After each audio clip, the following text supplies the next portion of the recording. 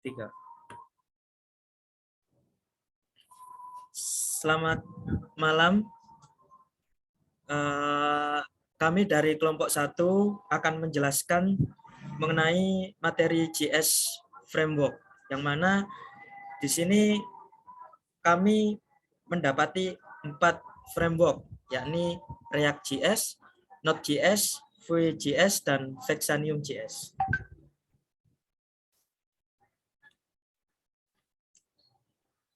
Lanjut kelompok 1. Kelompok 1 terdiri dari anggota 4 orang. Yang pertama saya sendiri, Vicky Amro Elhak, NPM 191. Yang kedua Siti Zuhrotun, NR, NPM 067. Yang ketiga Afia Maharani S, NPM 098. Dan yang terakhir Aldovino Pranayubi dengan NPM 126. Oke, next. Yang pertama yakni React.js. React.js adalah sebuah pustaka atau library JavaScript yang bersifat open source untuk membangun user interface yang dibuat oleh Facebook. React.js hanya mengurusi semua hal yang berkaitan dengan tampilan dan logika di sekitarnya. React.js dapat mendesain tampilan sederhana untuk setiap level dalam aplikasi, sehingga dapat digunakan untuk membuat dan mengembangkan pembuatan aplikasi berbasis web. Popularitasnya dapat diukur oleh aplikasi-aplikasi yang menggunakannya, seperti Facebook, WhatsApp, Netflix, Instagram, Airbnb, American Express, Dropbox, eBay, dan ratusan penyedia jasa pembuatan aplikasi berbasis web memanfaatkan kemampuan React.js. Cikal bakal React berasal dari sebuah prototype library bernama Vue.js. Library ini dikembangkan pada tahun 2011 oleh Jordan Wald, seorang programmer di Facebook. Nah, barulah pada tahun 2013 Jordan Wald secara resmi memperkenalkan React saat konferensi JavaScript JS Conference di Florida, Amerika Serikat, dan menjadikannya sebagai proyek open source. Mulai dari saat itu React terus dikembangkan dan makin populer sebagai library atau framework JavaScript frontend. Oke, next. Nah, pada dasarnya kinerja React.js adalah melakukan render terhadap komponen yang telah dibuat. Nah, ini sesuai dengan namanya React. Nah, dapat diartikan sebagai merubah data secara reaktif. Komponen yang dimaksud di sini termasuk label, tombol, dan lain sebagainya. Dalam pembuatan React ada langkah-langkahnya juga dalam pembuatannya. Yang pertama, menyisipkan perpustakaan React ke dalam HTML. Setelah itu membuat elemen HTML sebagai tempat pembuatan aplikasi. Setelah membuat elemen HTML tadi, membuat komponen yang diperlukan dalam aplikasi, dan kemudian melakukan render komponen tadi ke dalam HTML. Kemudian ada fitur-fitur dari React.js. Ada 2. Yang pertama JSX dan yang kedua komponen.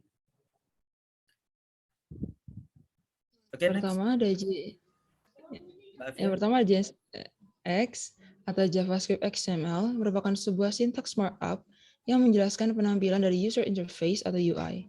Dengan ini, pengembang dapat menggunakan sintaks seperti HTML untuk membuat komponen. JSX adalah sebuah sintaks ekstensi pada JavaScript.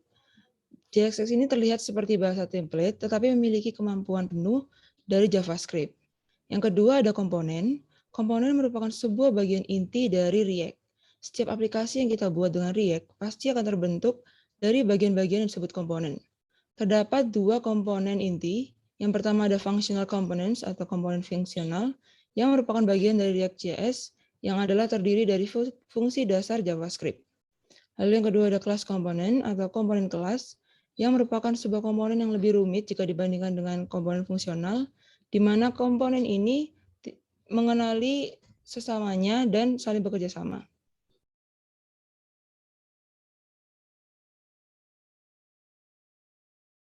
Selanjutnya, Mas Vicky. Oke, terima kasih. Sekarang adalah kelebihan dari React.js dan kekurangannya. Nah, yang pertama ini kita akan mengulas tentang kelebihan apa saja yang dimiliki oleh React.js. Nah, yang pertama, mudah dipelajari dan digunakan. Kemudian membuat aplikasi web dinamis itu menjadi lebih mudah. Komponen yang dapat digunakan kembali bisa digunakan. Ya, kemudian peningkatan kinerja, dukungan alat praktis, kemudian ada dikenal sebagai SEO friendly dan library yang banyak serta komunitasnya yang luas. Oke, next. Sekarang kekurangan React.js. Kekurangannya ada 4. Yang pertama, laju pembangunan yang tinggi. Kemudian dokumentasi yang buruk, hanya mencakupi UI. Dan yang terakhir, terbatas pada eksistensi JSE.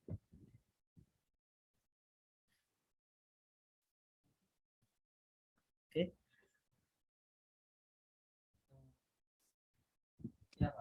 Oke, selanjutnya adalah Node.js. Jadi Node.js adalah sebuah platform yang berisi bahasa pemrograman JavaScript.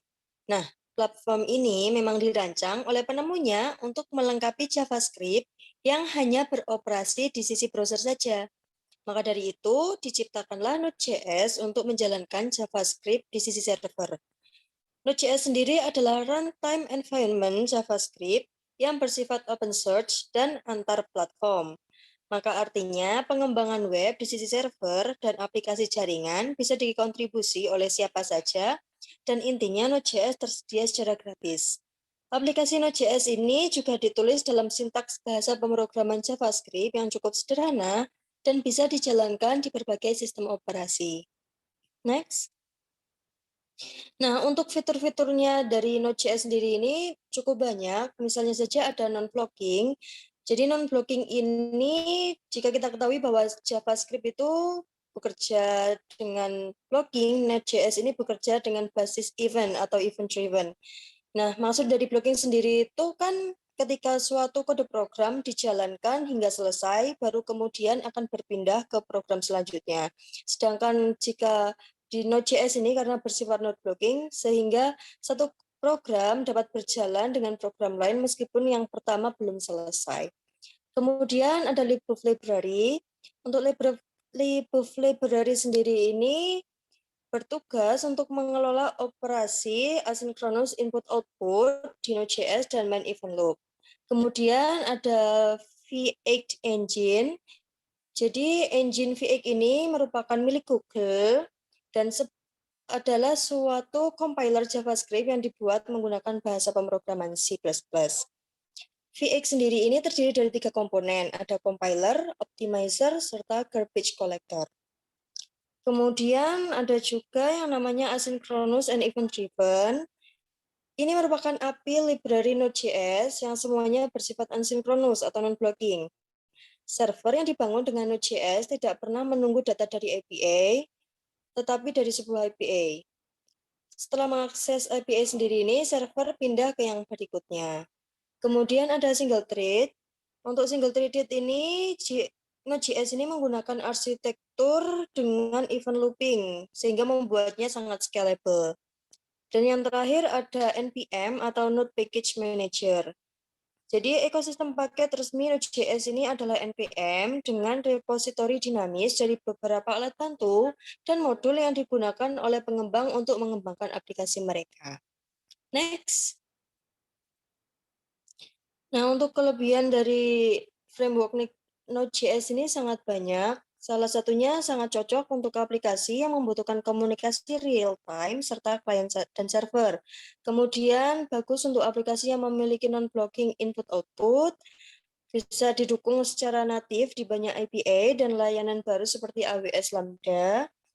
Kemudian ada peningkatan performa V8 atau VX Engine yang merupakan interpreter Google JavaScript Google yang mana Node.js dibangun di atasnya. Next. Nah, untuk kekurangan sendiri, yang pertama paket NPM itu disebutkan di atas. Kemudian dia itu banyak cara untuk membangun server menggunakan paket Node.js dan NPM. Ini tuh membuat developer baru kesulitan untuk memilih. Lalu tidak ideal untuk server yang bergantung pada CPU consuming code yang berat, yaitu algoritma berat seperti pemrosesan gambar atau penyortiran. Nah, Node.js juga tidak menggunakan semua inti sistem atau mesin yang mendasarinya. Next. Selanjutnya, framework yang kami presentasikan adalah Vue.js. Vue itu sendiri adalah framework JavaScript yang dapat digunakan untuk membangun user interface. Vue dibangun di atas HTML, CSS, dan JavaScript standar, dan menyediakan model pemrograman yang deklaratif dan component-based, yang dapat membantu developer untuk mengembangkan user interface secara efisien, baik sederhana ataupun kompleks dalam skala besar. Vue.js memiliki arsitektur yang dapat disesuaikan secara bertahap yang berfokus pada rendering deklaratif dan komposisi komponen. Library inti yang digunakan Vue difokuskan pada Vue saja. Fitur lanjutan yang diperlukan untuk aplikasi kompleks seperti routing, state management, dan build tooling tersedia melalui library dan paket pendukung yang dikelola secara resmi. Next. Fitur-fitur dari Vue.js ini terdapat 3 fitur inti. Yang pertama CSS Transition, di mana CSS Transition ini merupakan sebuah fitur yang menyediakan beberapa metode untuk mengaplikasikan efek transisi pada elemen HTML, kapanpun ini ditambahkan ataupun dihapuskan dari DOM. Transisi yang sudah tertanam pada Vue berisikan elemen yang bertanggung jawab mengembalikan efek dari transisi. Di sini pengembang dapat membentuk UI yang lebih interaktif dengan memberikan kumpulan animasi dari pihak ketiga. Yang kedua, Modern JavaScript. Ini berarti Vue menggunakan versi terbaru dari JavaScript, yakni ES 2015 dan selanjutnya.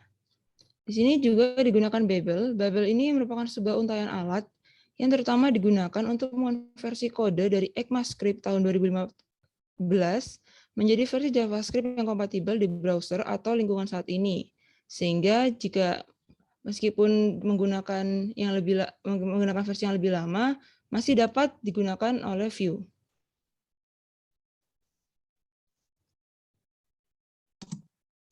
Selanjutnya adalah kelebihan dari Vue.js. Pertama adalah Vue.js itu lebih modern.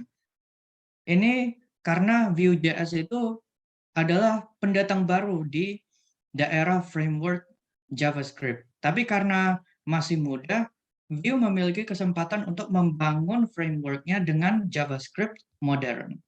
Yang kedua adalah lebih sederhana, karena Vue.js pada awalnya didesain agar menjadi lebih sederhana daripada Angular, sintaks dalam Vue lebih pendek dan data binding lebih mudah, dan lain-lain. Yang ketiga adalah fleksibel.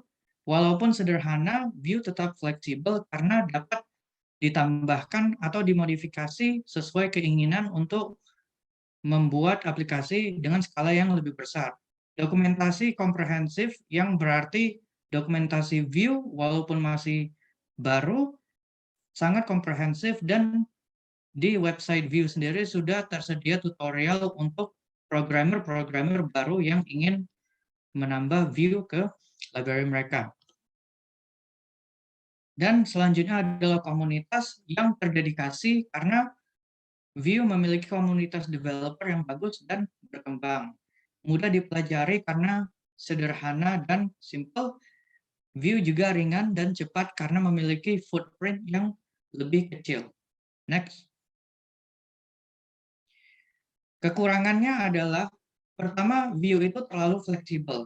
Artinya, walaupun Vue itu fleksibel dan dapat diadaptasi untuk project dengan skala besar, tapi jika banyak komponen baru yang ditambahkan ke Vue, ini dapat membuat troubleshooting lebih sulit. Dan selanjutnya adalah terlalu terbatas. Vue ini karena kesederhanaannya, sebenarnya Vue ini lebih terbatas daripada framework lain. Karena keterbatasan ini terutama karena faktanya Vue itu tidak memiliki library resmi yang lengkap dibandingkan React, ataupun Angular. Selanjutnya adalah terlalu baru. Walaupun Vue lebih modern, modernitas ini tidak sebagus kelihatannya. Karena salah satu contoh kelemahan Vue itu adalah komunitas yang lebih kecil dan tidak selengkap React ataupun Angular ataupun framework lain. Dan model Vue model itu sebenarnya adalah penjelasan pada pola arsitektur, bukan kekurangan. Next. Next. Oke, terakhir adalah Fexanium.js. Fexanium.js merupakan sebuah JavaScript API untuk mengintegrasi blockchain berbasis Fexanium menggunakan Fexanium RPC API. Fexanium sendiri merupakan sebuah perangkat lunak blockchain generasi berikutnya yang dirancang untuk kegunaan aplikasi terdesentralisasi atau DApps dan penetrasi retail. Fexanium membuat blockchain dapat diterapkan untuk meningkatkan berbagai industri.